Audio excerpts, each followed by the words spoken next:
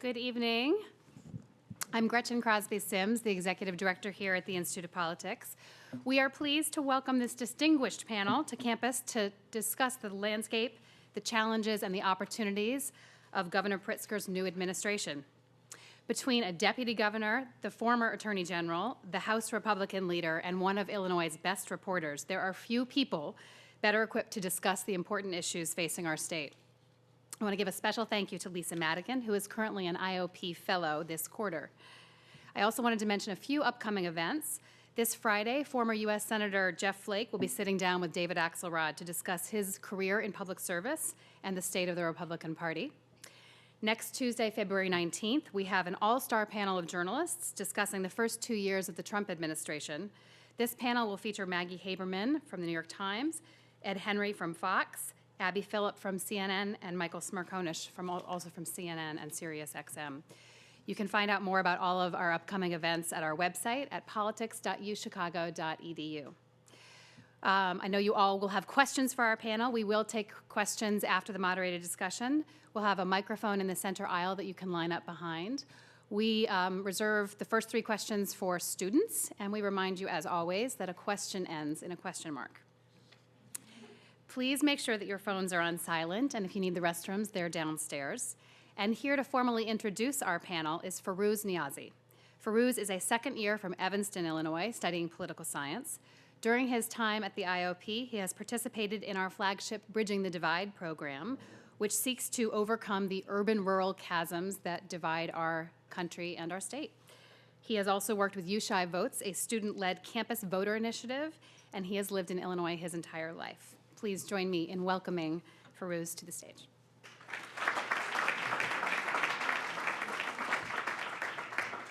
Good evening.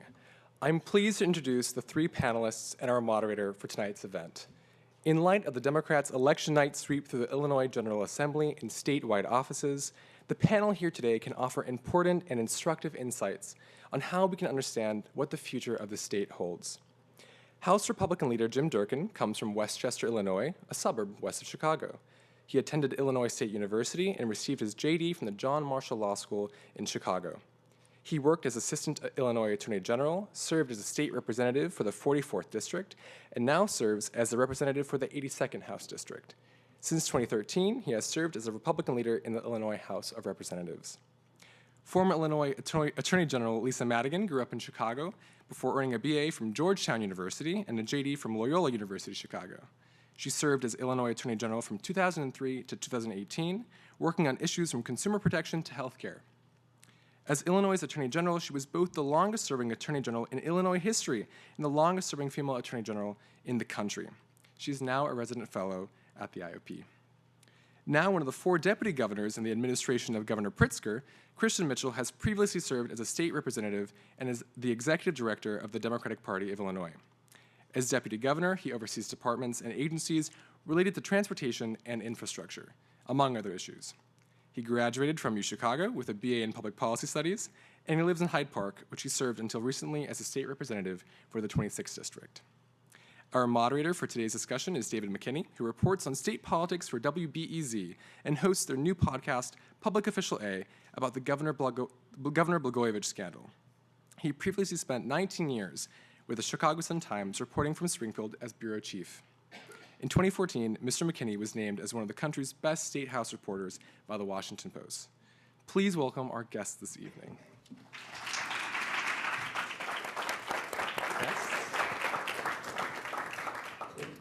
Well, thank you. It's good to see you all here tonight. We're a month into the Pritzker administration, and I think it's safe to say he's in his honeymoon period right now. He's on a tear. He's signing executive orders left and right.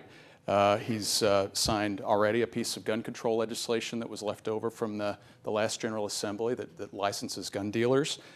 He's actively pushing through an increase in the state minimum wage to $15 an hour. That's passed the state Senate and is expected to pass the House before his address to the General Assembly next week on the budget. He's got big challenges ahead of him, of course. On Friday, his administration released a report that said that the structural budget deficit was $3.2 billion. That's worse than what they had thought was going to be the case by $400 or $500 million. As of today, the bill backlog is $7.5 billion with a B dollars, and the unfunded pension liability that you all know about right now is at $133 billion. So those are the numbers we're dealing with, and I guess about the only thing you can say is we're not Virginia today. That's the only glimmer of hope there, you know. So Wow. the plan that the governor is hinging a lot of his hopes on right now, of course, is a graduated income tax, and that's going to take a lot of moving and shaking to get that on through the General Assembly and onto the ballot, and a lot of money will come out of that. And so hopefully we'll talk a little bit about that. But in the short term, it's I hope what we have here is a discussion about what the spring agenda is going to look like. Where does he go to get more money? What kind of what does he do to deal with some of the age-old problems that are confronting Springfield? School funding disparities being one of them. Any of you who were on the Lakeshore Drive today saw the news about the bridge that was having a crack in it that brings into light the need for an infrastructure plan. So that's probably on the agenda as well. So lots of things to talk about. And I guess what I'd like to start out just broadly is this change in climate in Springfield that we're experiencing. And I'll start with Deputy Governor Mitchell here, that the change in climate, J.B. Pritzker, after he gets elected, he's reaching out to Republicans and wanting to work with Republicans who are now in super minority status in both the House and the Senate. Can you identify any places where Governor Pritzker's interests will align with Republicans? Yeah, well, so first of all, thank you everyone for being here, and I look forward to the discussion tonight. I think that you actually mentioned a couple of them in your opening, Dave. So I think that one of the first goals of this administration is going to be let's introduce, debate, pass a balanced budget on time. I think that's something that we can all get together around. It's something that's going to be essential. I also think that what folks are going to see with this budget is that it's going to be a first installment in what's going to end up being a multi-year plan. You noted in the opening, the budget deficit was close to $500 million higher than we had been led to believe by the Rauner administration.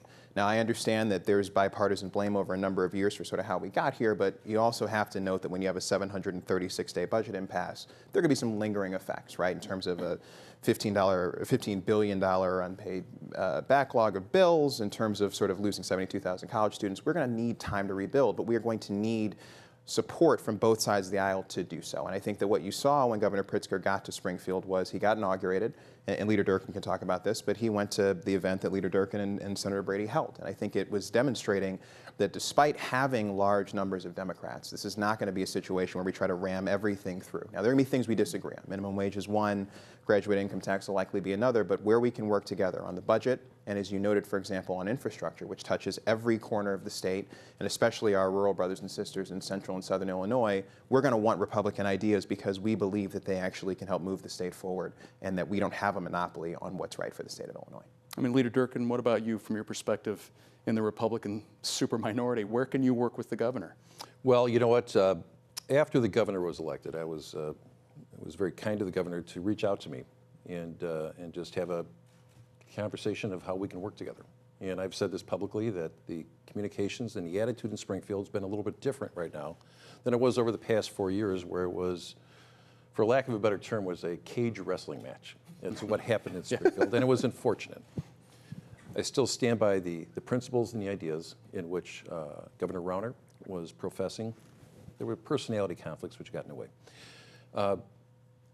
Governor Pritzker has done a very good job of working with us. And back in, we call it the lame duck session, in the first few days of January, he reached out to me and said, look, I need help.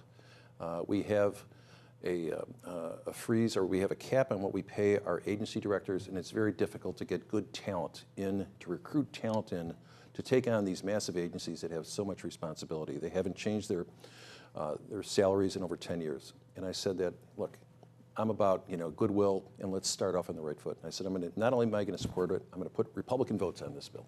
And I thought that was the right thing to do. We're going to go back down to Springfield. I'll be back down there tomorrow. And we are going to take up a very, very important issue, which is increasing the minimum wage.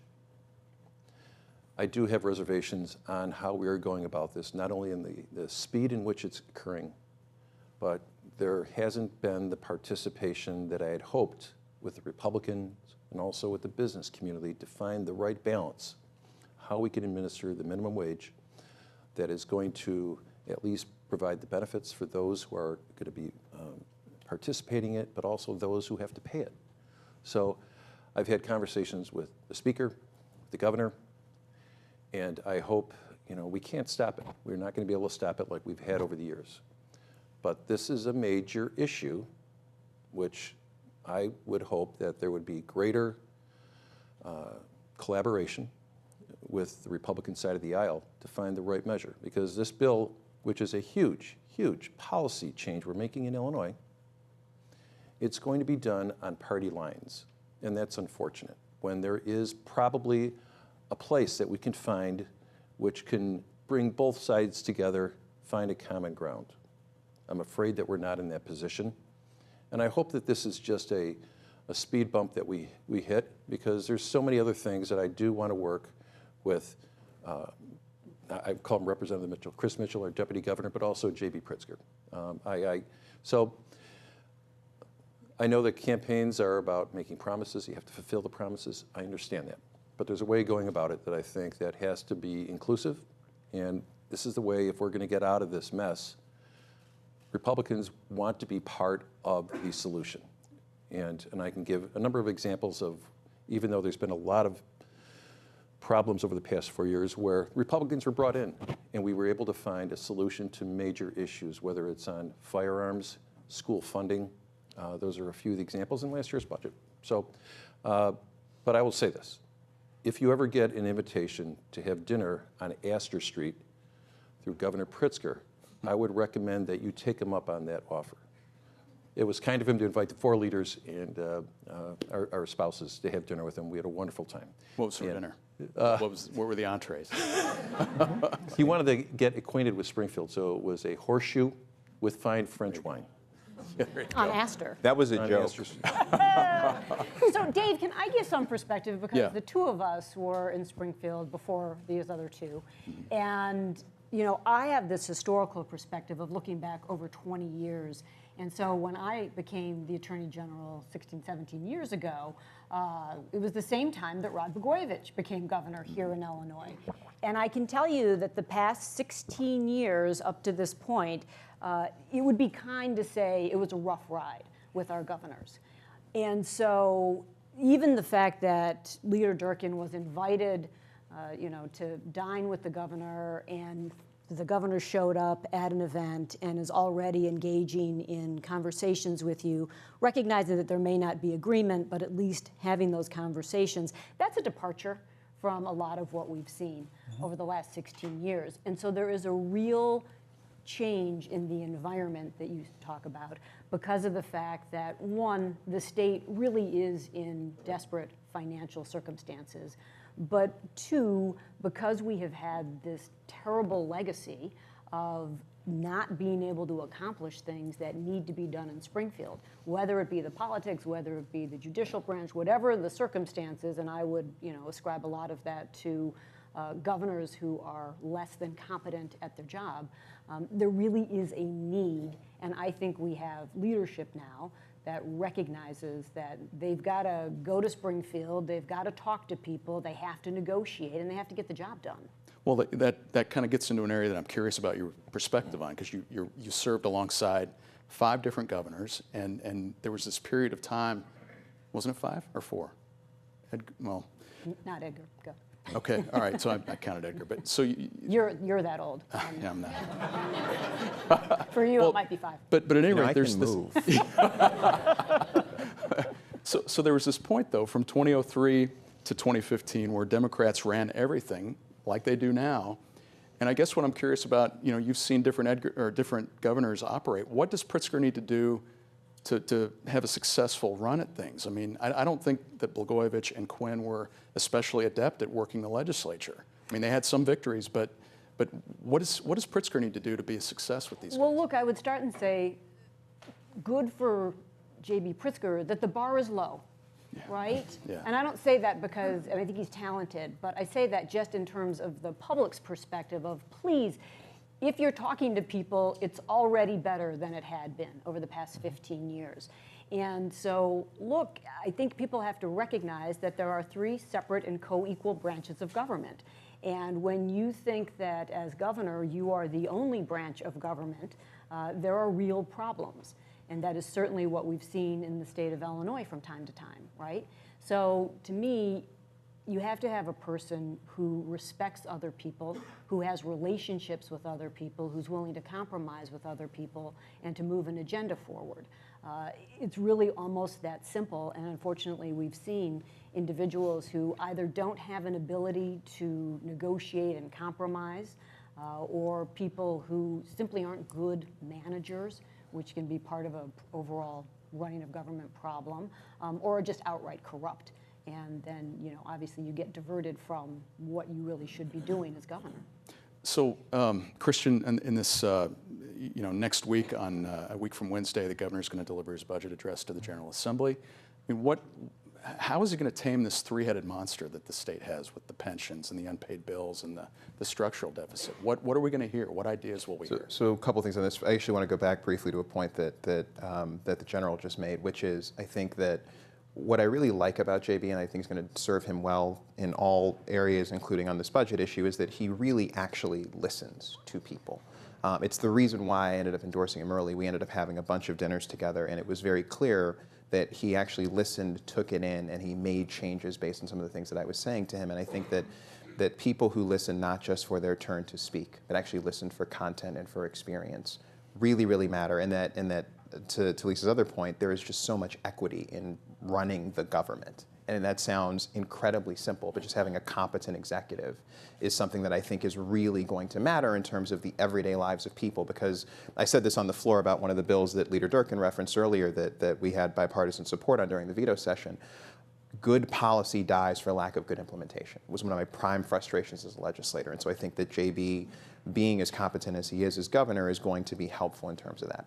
To your question about the budget, I think the first thing is having an honest accounting. I mean, one of the reasons why you saw the report that was led by Deputy Governor Hines we released about where the budget deficit is and how we got there and the challenge of the unpaid bills and the challenge of the interest payments is to set expectations, to say, this is not the gravy train has come again. Now we are going to invest in critical things like, human services, infrastructure, education, but there is going to be a time ramp to get us to where we need to go on this budget. I think that's what you're going to hear him lay out in this budget address. And so, figuring out realistic ways to make sure that we know that pensions are a promise. How can we pay them, but also take reasonable steps to make that payment more affordable?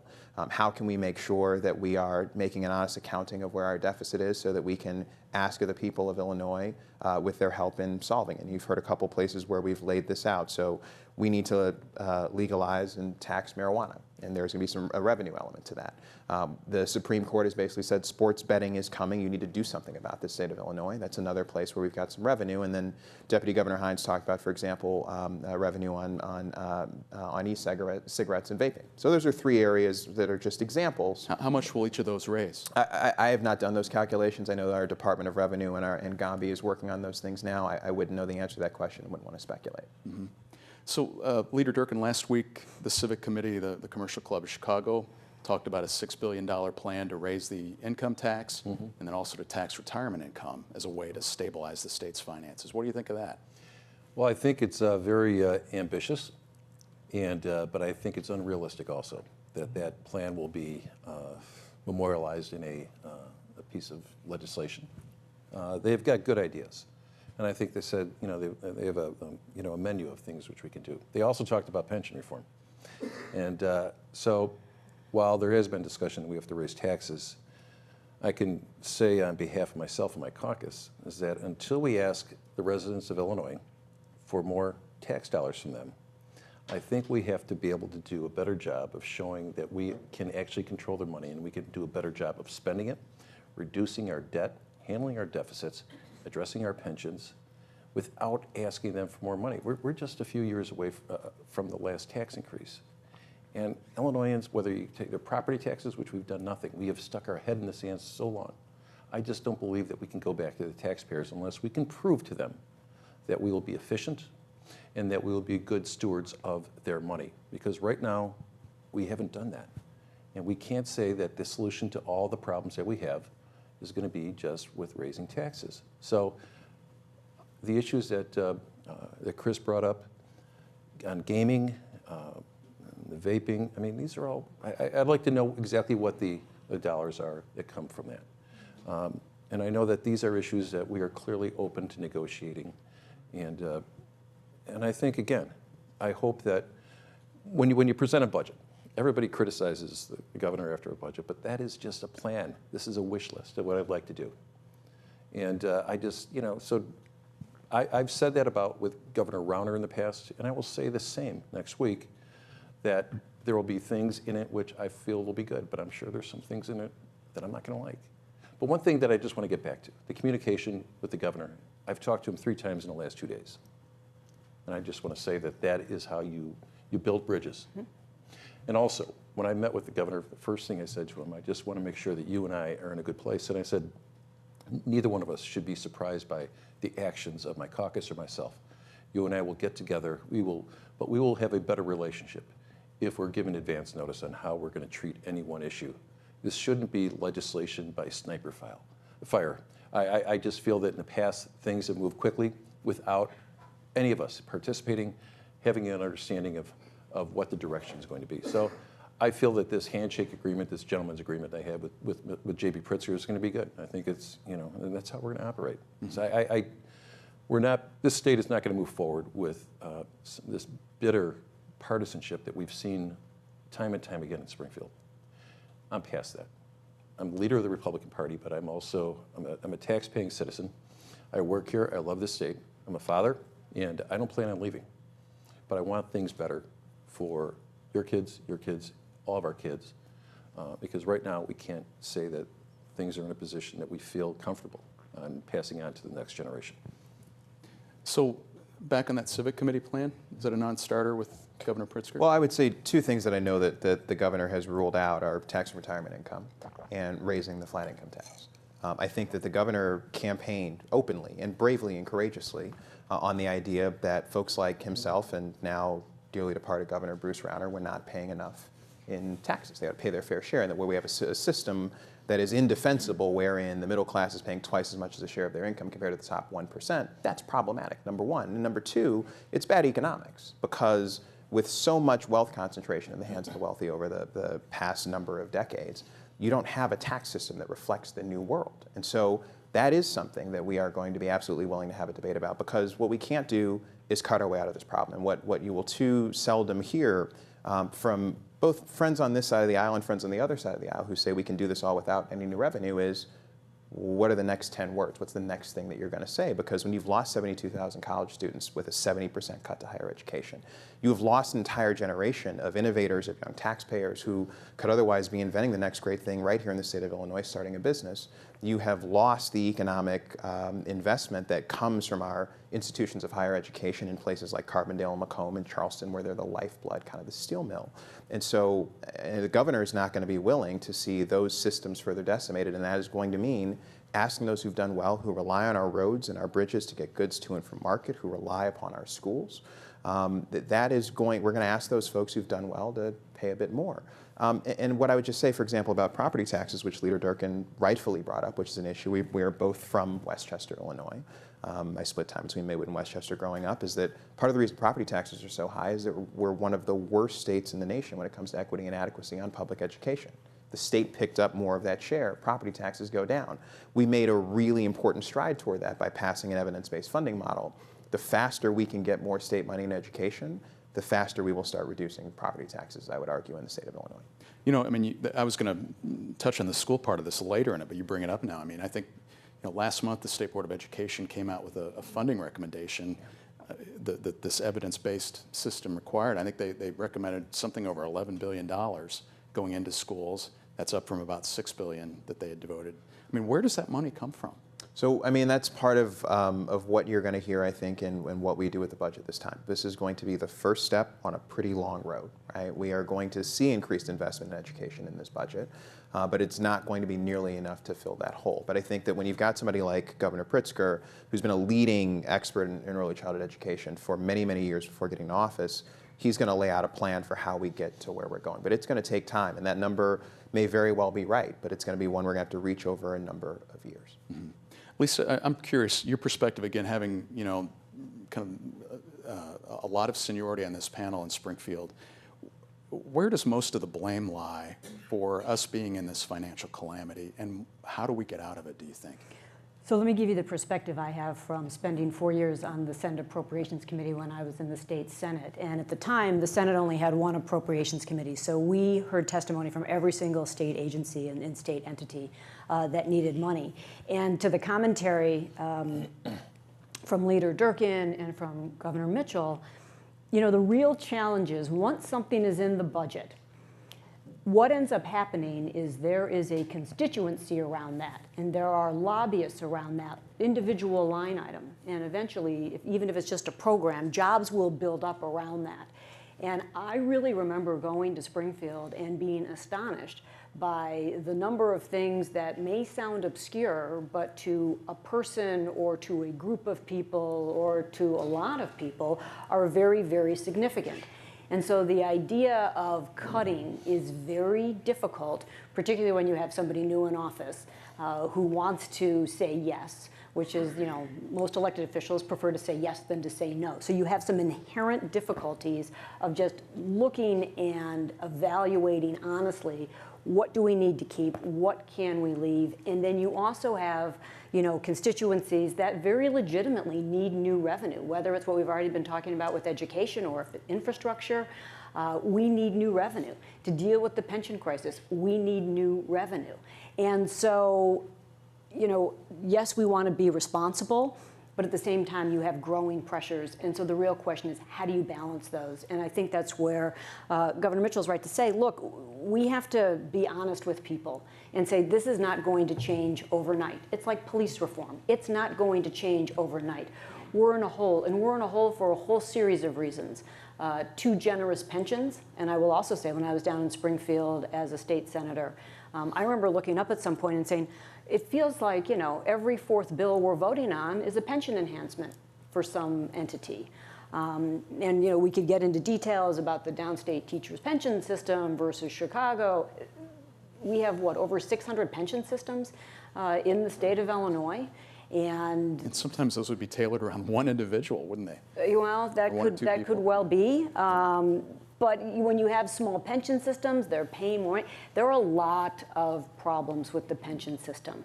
And I would go back to what I said at the beginning of this answer, which is it's a problem of elected officials saying yes and wanting to say yes sometimes and not looking 5, 10, 20 years, 50 years down the road about what the implications are going to be.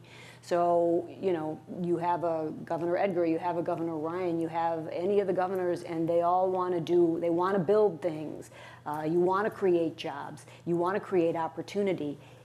It costs money, if not immediately. You bond for all of that, and it will cost money down the road. And if you are not increasing the money that's coming in because people are also leaving the state, you have a real problem. And so I would say, to your original point, Governor Pritzker is absolutely in a honeymoon period, but there are a lot of very, very difficult decisions that need to be made to, you know, right the ship and to move us on to into the right current to move forward. And I think it's going to be very difficult, and nobody should, you know, be under any disillusion that this is going to be easy. But, you know, bad decisions, 2008 financial crisis, you know, some continuing inability in terms of governance, and here we are. Mm-hmm. So, Christian, talk to us a little bit about the graduated income tax. I mean, you know, I and other reporters hounded the governor on the campaign trail. When are we going to see the rates? When are we going to see the rates? And he's been very reluctant to lay that out. He says he wants to negotiate that with the General Assembly. You obviously have time because it has to be on the ballot and, you know, has to be passed the General Assembly by next, you know, May of 2020. But when are we going to see all of this take shape and then handicap the odds of it really happening? So there's a little bit of history here, so, and you may recall some of this. So I actually, for my last 2 terms in the General Assembly, carried the enabling legislation, the constitutional amendment. The way this works basically is we just need to change basically one word in the Constitution that says that we no longer have to have a flat income tax rate. I think think Governor Pritzker's handled this well and smartly, which is we do need to negotiate this with the legislature. There was sort of we did this a couple different ways when I was there, and some rates got introduced by a legislator who had nothing much to do with the process and ended up sort of becoming the thing that got weaponized in a way that made everybody scared to vote on it. And so I think that making sure that we are having conversations with folks on both sides of the aisle, and I think this is an important point I want to make, because this pertains to minimum wage as well. Just because a final product doesn't end up necessarily having Republican votes or Democratic votes, depending on what's happening, does not mean that Republican ideas, for example, have not influenced what's in that bill. You take the minimum wage, for example, and what sort of landed in the House. The tax credits, the phase-in ramp, all of that stuff is because of the negotiations with the business community. They didn't get what they wanted enough to be able to vote on it, but this is a reason why you do that, because it makes bills better. And you end up in a situation where no one gets quite what they want.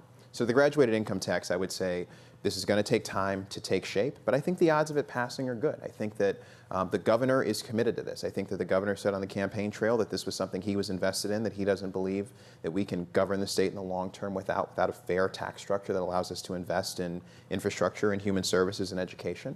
And as he noted in his inaugural speech, folks who come to the table with ideas are going to be met with an open hand, and those who don't are going to be met with considerable political will. And I think the graduated income tax is going to be a phenomenal example of that. So, Leader Durkin, let me talk to you about that. I mean, how would you assess the chances of the General Assembly passing it? And then if it does get on the ballot in a high turnout presidential election, do you think voters will go for it? Well, I can't recall the last time a question that was placed on the ballot didn't pass. It depends on how it's phrased.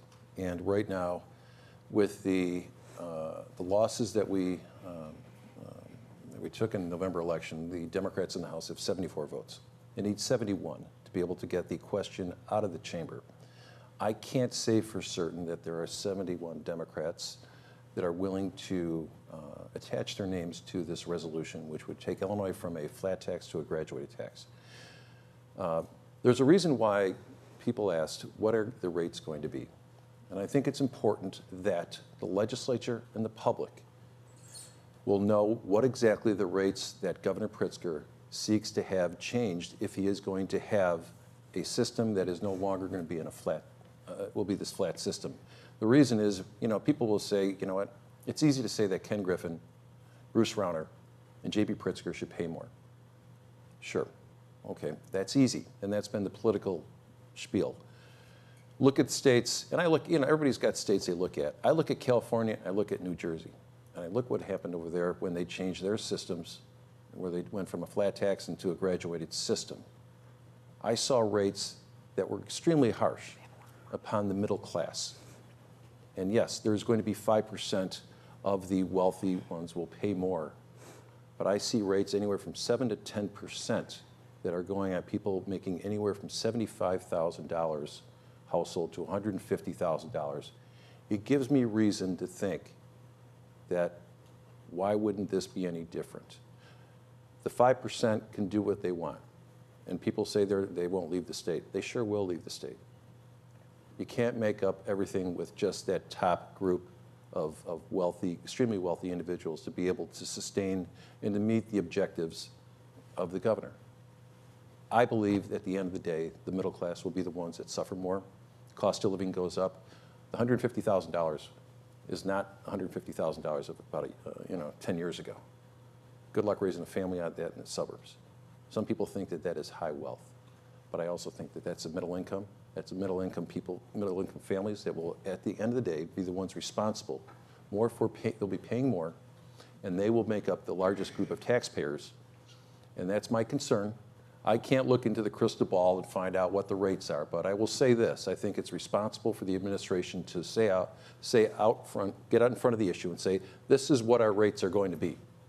Before you sell this question to the state of Illinois and to the citizens of Illinois, because it's not exactly a tax on Bruce Rauner and J.B. Pritzker. It's deeper than that. One thing I just want to say, the only thing that we can talk about how we're going to fix our Illinois, there needs to be more revenue, but I'm not hearing anything of how we're going to improve our business climate. That is why we have businesses, we have talent that is leaving the state.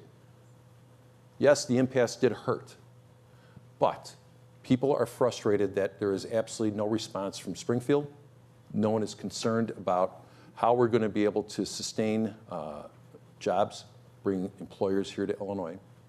And, you know, and I'll just say this week, there's going to be a lot of debate on it. We'll hear about it, the minimum wage, what it's going to do on our borders.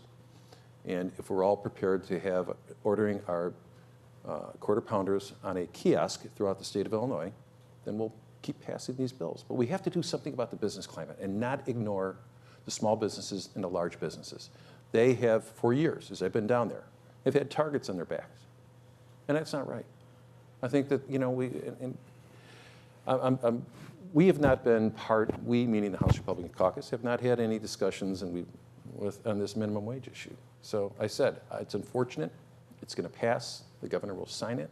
But there are short-term and long-term implications that have not been fully developed nor brought to the public's eye. So I'm just going to get back to, let me just get back to that. There's no support in our caucus for the resolution which would change Illinois from a flat tax to a graduated system. Christian. So let me jump in here on a couple of points that I disagree with my friend on. So first of all, you'll hear often that if we go to a graduated income tax, folks are going to leave the state. People who are wealthy are going to leave. Well, in some cases that has happened in places that have gone from a flat to a graduate income tax. The problem for the leader's argument is that they're going to California. They're moving to San Francisco. They're moving to places where the tax rates are even higher. They're moving to New York, right? And part of the reason is because there is this myth that the business climate is only decided by tax rates, and that's not actually true. Businesses decide where they're going to move based on a couple things. Stability, which is one place where the impact of Bruce Rauner's budget impasse cannot be overstated. When you lose an entire generation of talent from your colleges, when people don't know if Southern Illinois University is even going to be there in a couple of years because you've cut it by 70%, when you have an inability of your workers to get access to childcare because so many providers have closed, by the way, many of those businesses being small, being women, being people of color, that is how you end up completely screwing up the business climate. That's what Moody's Analytics would say. That's what Fitch and Poor would say. That's what all of the ratings agencies would say, number one. I think number two, look, if we invest in our infrastructure, making sure that people can get a quality K-12 education as well as early childhood education, making sure that they can afford college or technical education thereaafter, making sure that we are no longer in a situation where the traffic for a world-class city gets diverted off of Lakeshore Drive, onto Columbus, back onto Wacker, under, and back onto Lakeshore Drive because our bridges are collapsing because they have not been invested in so long. I think that's the thing that businesses are going to care about and going to want to be responsive to. And so I appreciate everything that the leader is saying, but I would say that the reason why we have a difficult business climate here is not just our tax rates, because our tax burden is relatively low. We do have a property tax problem, but again, that goes back to education, services, infrastructure, and some of the things that a proper tax system that asks those who have done well to pay a little bit more while giving a tax cut to, and every model I've seen that I find anywhere near worthy of support, gives a tax cut to 90% of taxpayers. That's a really good message for the business community and its stability for the state going forward. So a couple of you guys have mentioned Bruce Rauner's name. I'm just curious in terms of legacy. What is Bruce Rauner's legacy? General Madigan, we want to start with I think that. the only thing he accomplished was an attempt to kill off public sector unions, so the middle class jobs.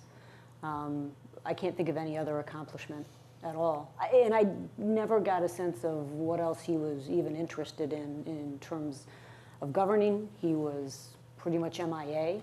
And to allow a state to go without a budget for over 700 days, that's like dereliction of duty. I mean, that's your job. Didn't do it. Leader Durkin. I mentioned a few things earlier. I think the education reform bill, I think, is something that the governor should get great kudos for. It was not an easy bill for us to attack or to handle. Education funding reform has been the third rail of Illinois politics in Springfield for the last 30 years. And we said that we are going to address it. And that was an example where negotiations where everyone got a little bit. We found a common ground on a lot of issues. He's going to back him. Yep. I did that? Criminal justice reform, Governor Rauner has done a very good job on getting behind a number of initiatives that I believe that are important, that are responsible, which he does not get credit for. But let me get back to the budget impasse. Governor Rauner, the minute he took his hand off the Bible when he was sworn in, he inherited a $1.3 billion unbalanced budget. And he said, we have to get this balanced. It took 4 months to get that balanced. Should have been done within a week. That was wrong. The Democrats in the House and the Senate on that first budget passed a budget that was approximately $3 to $4 billion out of balance. The next year after that, the budget was $7 billion out of balance. You pass bills out of the legislature and out of the chamber for the governor to sign. The governor did the right thing by vetoing those bills, but the fact is everybody's hands have a little blood on it for this impasse. So it's just not the governors, it's the legislatures as well for being irresponsible by passing those bad budget bills initially and saying, Governor, it's up to you.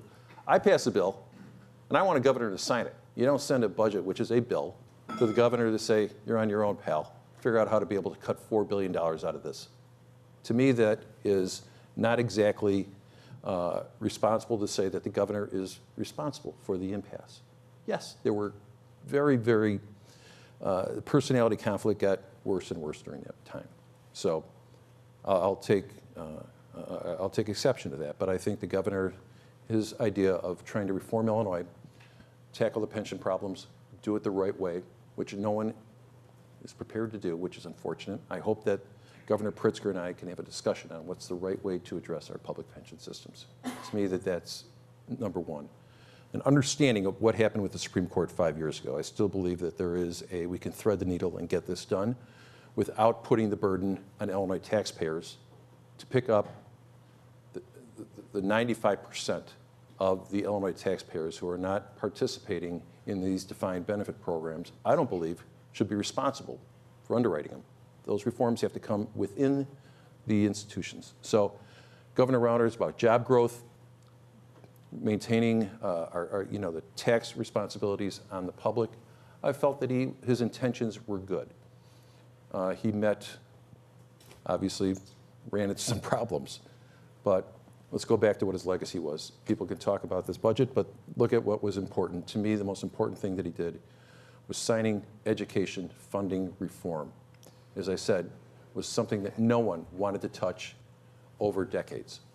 Christian, Okay. I know you're going to want to Yeah, respond to this, so- but last week, your administration... I'm sorry, I need a second here, Dave. So now it's entirely possible that there is another person named Bruce Rauner who is a governor of another state. But you certainly couldn't have been talking about Bruce Rauner from Illinois. So a couple things on this. So first of all, the impasse was entirely Bruce Rauner's fault.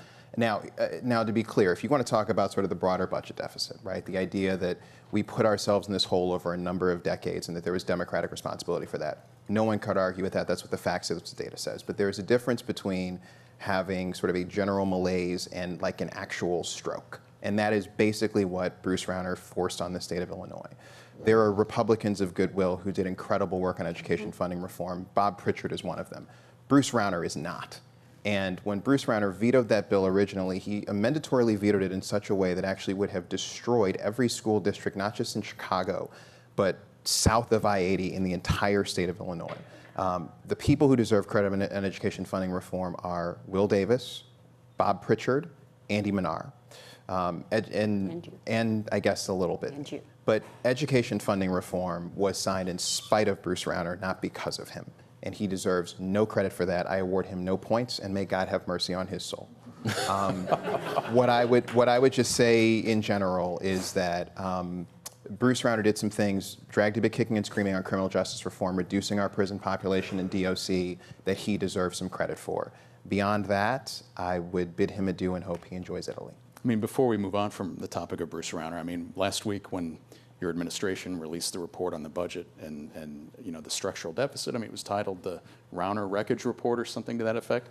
When you saw that title, I mean, did that dampen your feeling about being able to work together? No, I don't think so. I think you see this every 4 years with a new administration. There's a tendency to kind of just make sure that, you know what, everything's not so cheery and we're going to have to dig a little deeper. I get it. That's part of the business that we're in. It doesn't change my attitude. We've got, and I'm not you know, we're going to have our discussion tonight, but I'm not prepared to keep looking in the rearview mirror. And that's not right. It's not going to solve anything. We do a lot of that. So call it what they want. I know I was there. I know what happened. And Chris and I can, you know, have a difference of opinion on things, but I can guarantee you this, that the Democrats in the House and the Senate are not going to send Governor Pritzker an unbalanced budget debt by $4 or $7 billion. Let's put it that way. That's not going to happen. So before we move on to questions, which it looks like we might be almost ready to do, I would say this. So one of the problems with Governor Rauner was that he couldn't negotiate. And Christian made the very good point of, even if the public doesn't see it, one of the best lessons you learn being in the legislature is that everything is negotiated. And so while at the end of the day, Republicans may not be willing to vote for something or Democrats may not be willing to vote for something, I guarantee you that very few things came out of somebody's head, through their mouth, onto a piece of paper, and onto the floor. Everything is negotiated. But when you are negotiating with somebody who, for whatever reason, either doesn't have that ability or the interest to actually participate in that and to stick to their word, it makes it impossible for the system to move forward. And that's the real reason you ended up with a budget impasse for so long, and the problem with education funding as well. Okay. Well, as General said here, I think it is time for questions here. So I would open the floor up to anybody who wants to ask our panelists here.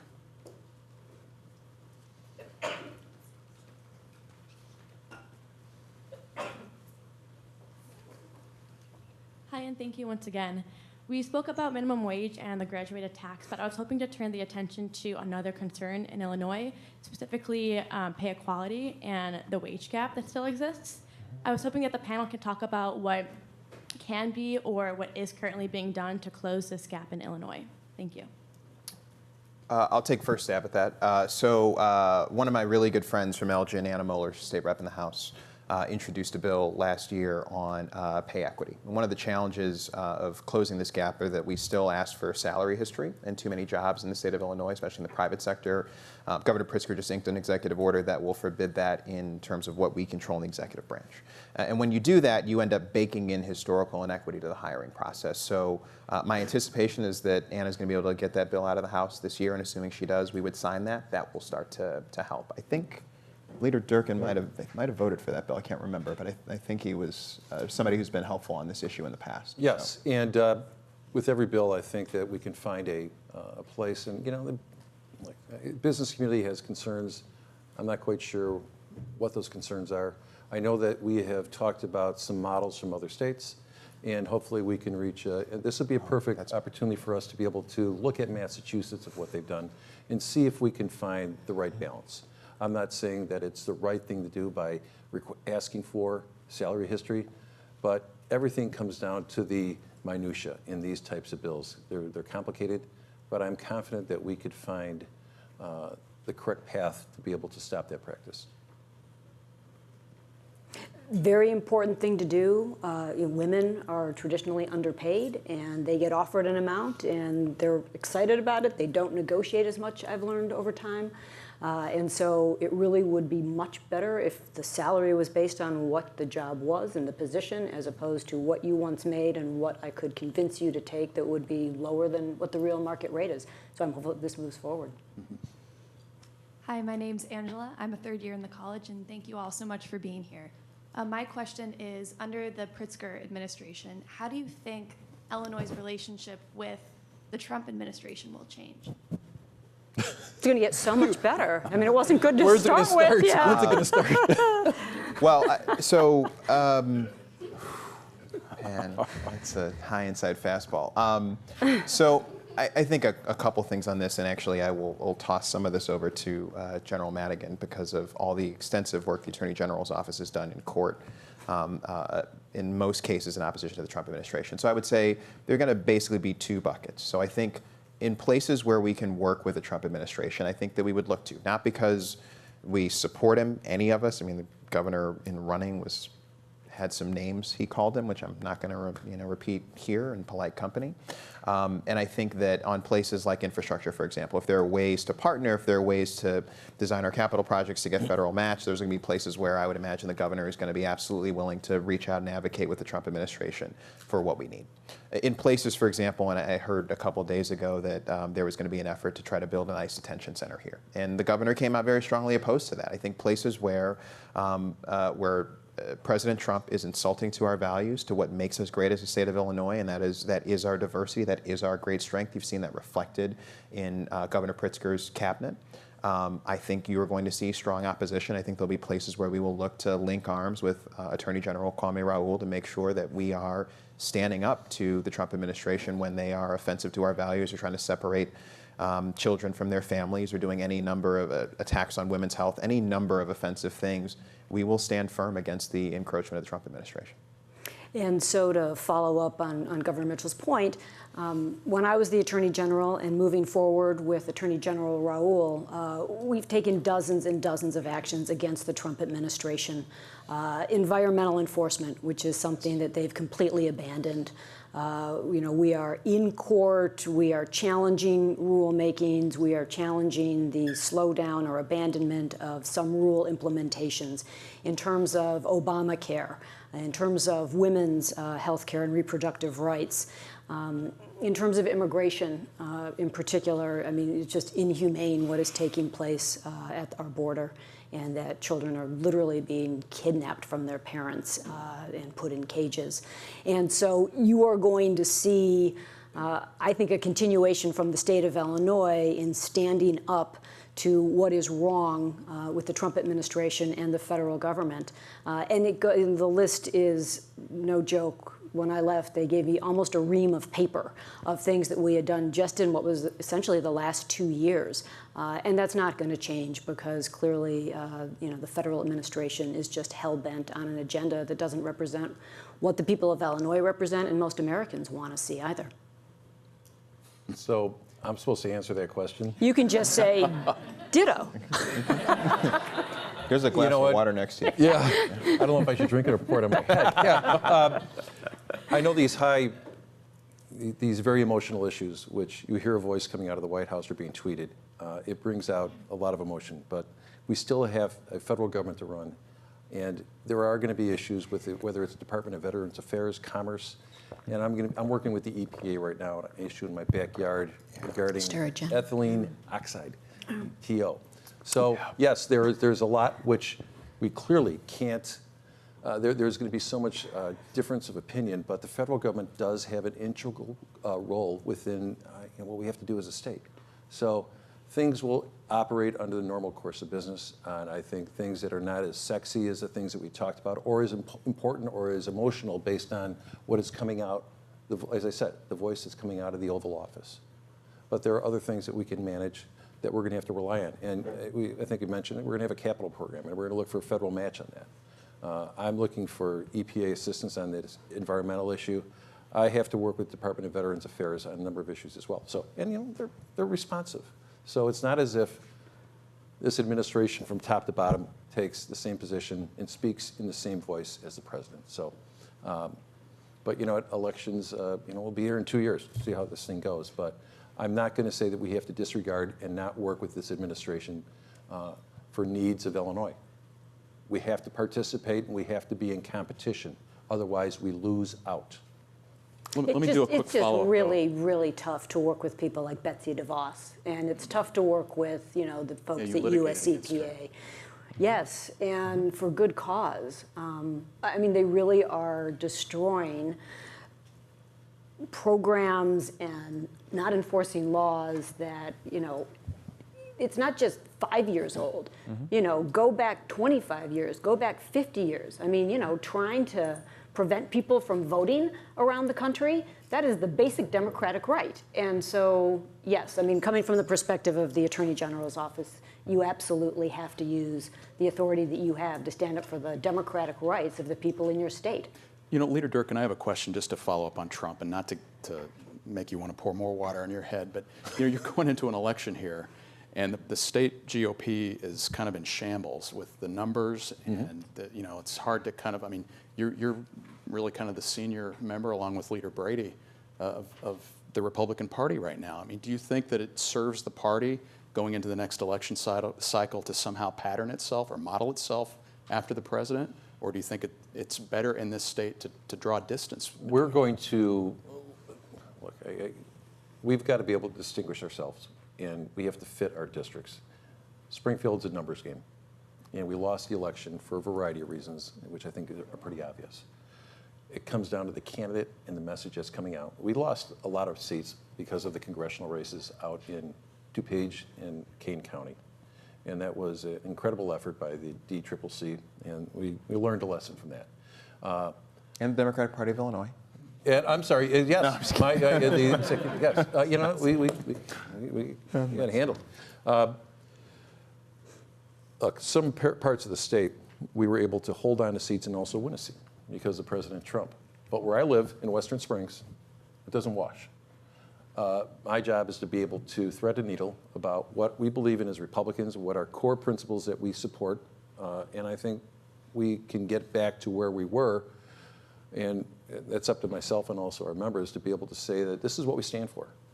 And what you're doing is you're not electing me to be president of the United States. You're asking me to go down to Springfield to address issues regarding property taxes, business climate, pensions, and the things that we just talked about. So, Dave, it's going to be driven by the district.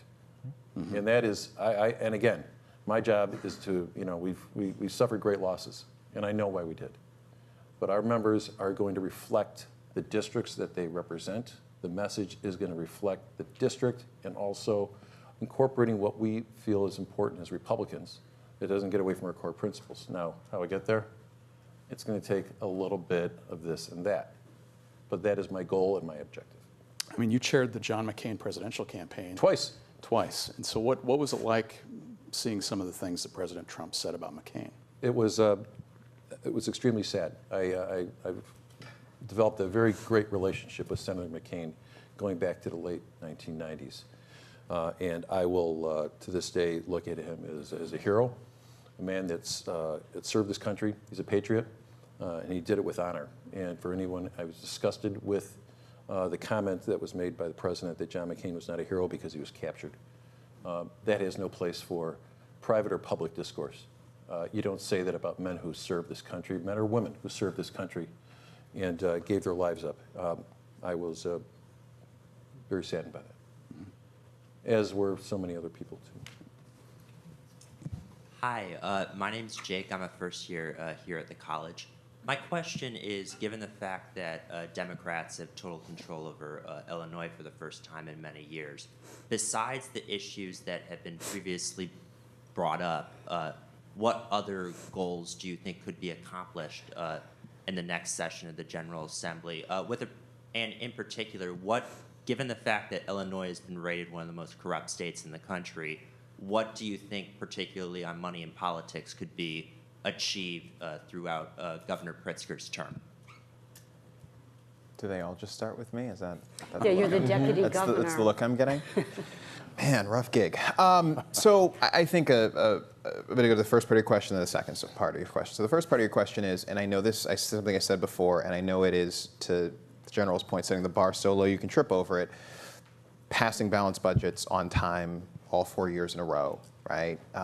Making sure that the government provides the services it's going to provide, making sure the Department of Revenue is responsive to businesses and the taxpayers, making sure that DCEO is working with local businesses, making sure that DNR is actually protecting our natural resources, making sure the EPA goes from a place in the last administration where it had never seen a toxic plume that was not necessary for the onward march of capitalism to a place where it protects the environment. Like, these are all things that sound really simple, but I think have a lot of equity for taxpayers, to the first part of your question. To the second part, there was a lot of conversation, for example, about small dollar match during the primary election, and then I think thereafter, I know it was something that Senator Dan Biss and the governor had talked about. I think that's something that we would obviously want to explore. I think it's more of a longer-term goal, given that it has an upfront cost. But again, I sort of leave that to the governor and our legislative team to discuss. But I think that's one place, for example, where you could demonstrate a way that we're starting to get money out of politics. But I would say this, to level set for everyone. until the Supreme Court overturns Citizens United, like, this is the new world. It just is. And Democrats, and as a party taking my sort of government hat off and putting my political hat on, cannot unilaterally disarm. And so figuring out what steps we can take to get us toward a world where campaign finance is not just possible but sustainable is a really interesting challenge that we all have to wrestle with. And to be very honest with you, I don't have the answer to that question. Money is speech, and it's going to be protected until, as Chris said, until the Supreme Court revisits Citizens United. But otherwise, we're going to see what we've seen over the last few cycles, where there'll be just an enormous amount of money that's going to be poured into the congressional, legislative, and also judicial races. It is the Wild West, but that is, and as Chris said, we are not going to disarm as well. So I have to compete, and I'll be up against even more money next cycle, but I am not going to say that I'm going to limit myself on a unilateral, voluntary basis. Thank Thank you. you. Hi, good evening. Thank you for coming. I'm a local resident. Representative Durkin, I'm a lobbyist advocate for better athletic facilities for the Chicago Public Schools. Do you think your caucus could become a little more friendly towards CPS so that we could cut the number of young people who wind up in the state prison pipeline, and instead they're busy on the athletic field starting, even in grade school, because CPS doesn't have anywhere near the athletic facilities that each of your high schools have. I referee out in the western suburbs, so I know your community. Yes, you do. Well, if you would have looked at the roll call on the education funding reform bill, which makes significant investment in Chicago students, I think you'll see that that is the first start of my caucus saying that, you know what, every kid in this state is worth the investment. I'm not going to get behind bills that are carve-outs for the city of Chicago while we have schools in Southern Illinois that are struggling as much as CPS is. So please look at this. The House Republicans, and we talked about this, were involved as Bob Pritchard, and at the end it was myself to get this bill, and I took a lot of criticism. As a matter of fact, it caught me at primary because I was part of the bailout of the city CPS. I didn't look at it that way, because the kids in Chicago need more help than the kids in Western Springs and LaGrange. And I was prepared to make that vote and to make that case to my members, my caucus, and put on sufficient votes, because I was asked to put on votes on that bill by the Speaker, and I said I'm glad to do it. So can I follow up for 2 seconds? To me, as we're talking about how do we change, right? How do we move forward in our state? You make the perfect point. If we put those dollars in at the front end, where we keep kids engaged, we keep them, off the streets, we keep them away from the gangs, they don't become part of the criminal justice system. Not only do we save money, we save lives. And so it makes complete sense to do that. We're not spending that money on the back end, and we're not losing people.